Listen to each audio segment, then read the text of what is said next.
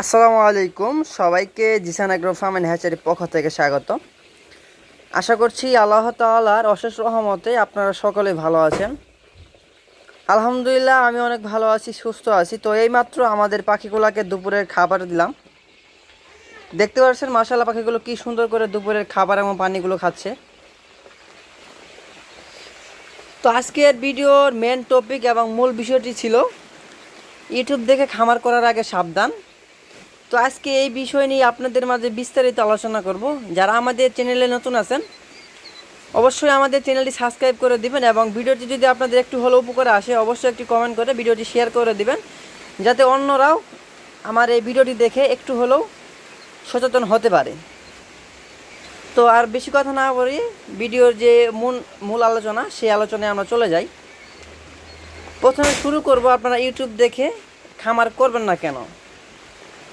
আসলে ইউটিউবে সবাই শুধু লাভই দেখায়, লস কিন্তু কেউ দেখায় না।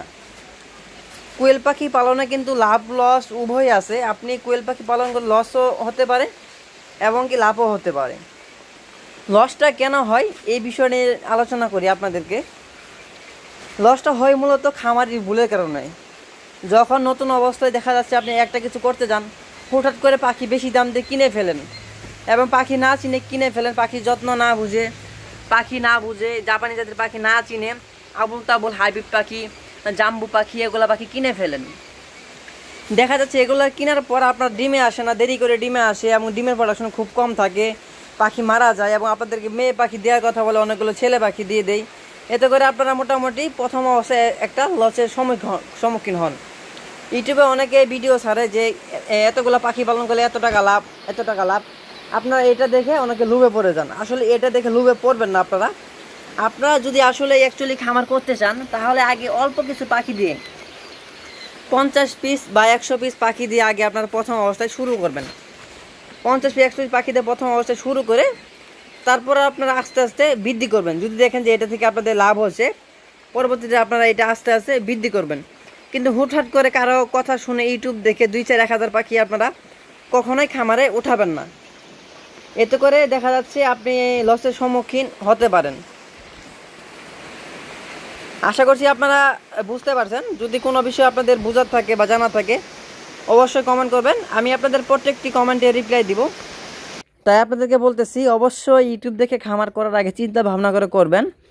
আর যদি অ্যাকচুয়ালি খামারের সাথে জড়িত হতে চান, খামার করতে চান, তাহলে অবশ্যই প্রাথমিক অবস্থায় আপনি একজন খামারির শরণাপন্ন হবেন।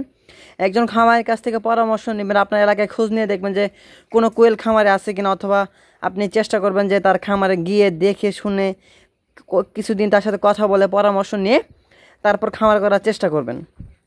এবং প্রথম অবস্থায় বেশি পাখি নেবেন না, একেবারে অল্প পাখি নিয়ে শুরু করবেন। আরেকটি জিনিস মাথায় রাখবেন, আপনার মার্কেটিং বিষয়টা আগে মাথায় রাখতে হবে। আপনি আপনার এলাকায় খোঁজ নেবেন যে আপনার এলাকায় কোয়েল পাখির ডিমের চাহিদা কেমন বা কোয়েল পাখির যে মাংসের চাহিদা কেমন, এই সমস্ত বিষয় খোঁজ নিয়ে তারপর কোয়েল পাখি খামার করার চেষ্টা করবেন। এর আগে ইউটিউব দেখে লাভের এত কিছু দেখে আপনি সরাসরি খামার করবেন না। আশা করছি সবাই বুঝতে পারছেন। আজকের ভিডিওটি যদি ভালো লেগে থাকে অবশ্যই চ্যানেলটি সাবস্ক্রাইব করে দিবেন এবং ভিডিওটি শেয়ার করে দিবেন, অন্যদের দেখার সুযোগ করে দিবেন। তো আজকে এই পর্যন্তই। নতুন ভিডিও দেখার আমন্ত্রণ রইল।